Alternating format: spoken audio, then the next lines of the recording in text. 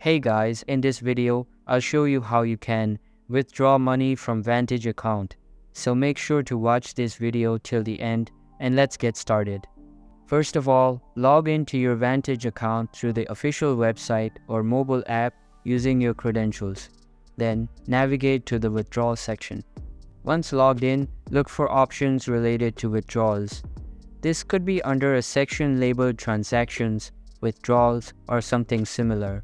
Select the withdrawal method you prefer. Common withdrawal methods include transferring funds to another bank account using an ATM or requesting a check.